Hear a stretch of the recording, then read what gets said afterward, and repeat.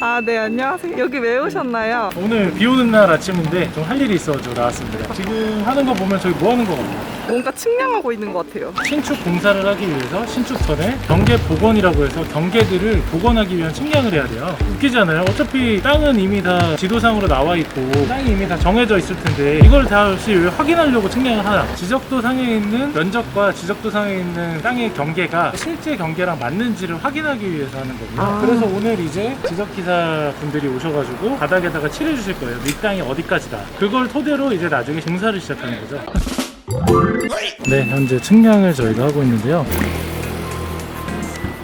측량을 하다가 이런 다음의 경계선이 있으면 감 사이로 이렇게 찍어주는 거예요. 이렇게 측량이 저희가 맞췄는데 측량 맞추면 이제 측량 성과도라고 해서 성과도를 이렇게 주세요. 땅 모양에 따라서 이렇게. 그래서 오늘 이제 국토정보공사, 옛날에 지적공사였죠. 강남 서초 지점장님께서 오셔가지고 측량을 저희가 도와주신 겁니다. 여기 측량을 하다 보면 바닥에다가 이렇게 지점을 선정을 해주세요. 여기까지가 내 땅이라고. 그래서 이런 식으로 나중에 건축을 위해서 측정을 해놓는 부분들입니다. 그래서 저기 지금 측정하시는 거 보면 토탈스테이션이라는 기계고 옆에서 이제 계산을 같이 해서, 저도 지적에 관련된 거 공부할 때는 평판 측량이라고 알아요? 판에다가 그려가지고 했었어요. 그런 식으로 하는데 요즘에는 저렇게 토탈스테이션이라고 해서 측량 기계를 통해 가지고 하니까 확실히 옛날보다 빠르고 편해졌죠.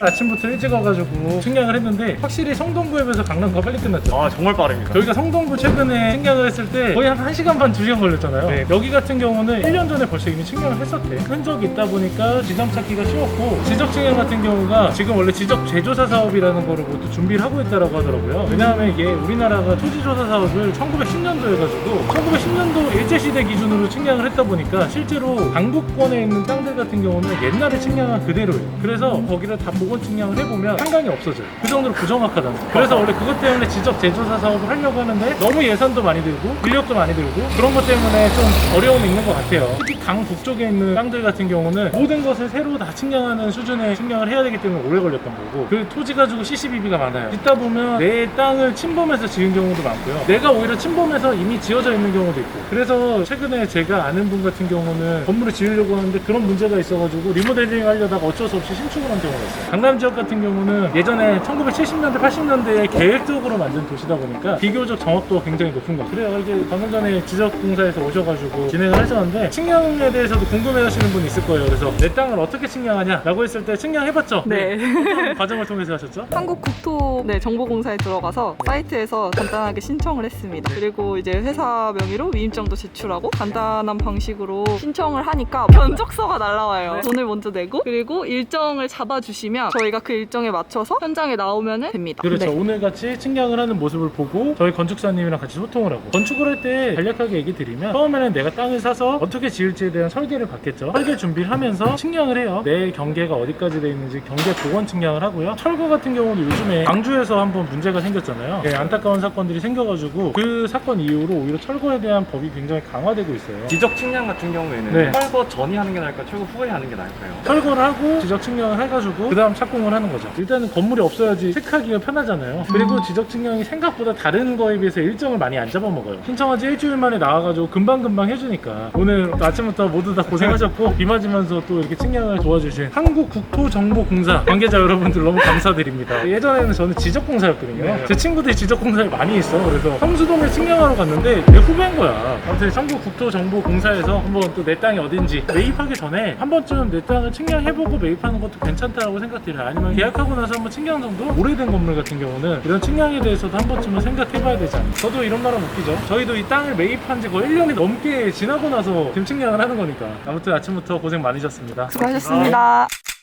여기 지금 논현동 저희가 이제 돌아가는 길인데, 저희가 또 알파카 빌딩 관리에서 관리하고 있는 건물이 있어가지고 그 건물을 좀 소개해드리려고 왔습니다. 거기가 지금 준공이 돼서 8월 말에서 9월 초 정도에 준공이 될 거예요. 안쪽으로 이제 그린생활시설하고 4층까지 돼 있는 건물이고요. 엘리베이터도 있고 건물 굉장히 깔끔하게 잘 짓고 있는 건물이에요. 그리고 굉장히 건축주분이 젊으신 분이라 굉장히 트렌디하게 잘 지으셨죠. 이 건물 같은 경우는 알파카 빌딩 관리에 연락을 해보시면 임대 소식이나 이 건물에 관련된 사항들을 다 들을 수 있으니까 이 건물에 입주를 하시고 싶으신 분이나 관심 있는 분들은 연락을 주시면 되고 건물에 관련된 자세한 인포메이션은 현재 여기 떠 있습니다. 이 인포메이션을 참고하셔가지고 알파카 빌딩 관리팀에 문의를 해주시면 저희가 또 자세하게 상담을 해주실 것 같으니까. 임대는 저렴하게 놔주시나요? 저 잘 몰라요. 알파카 빌딩 관리 회사니까. 네. 이 부지일 때부터 알파카에서 관리를 해준 거예요. 부지 이거 평당 5천만 원에 샀나? 건물 관리에 관심 있는 분도 이 건물에도 관심 있는 분도 알파카 빌딩 관리로 연락을 주십시오.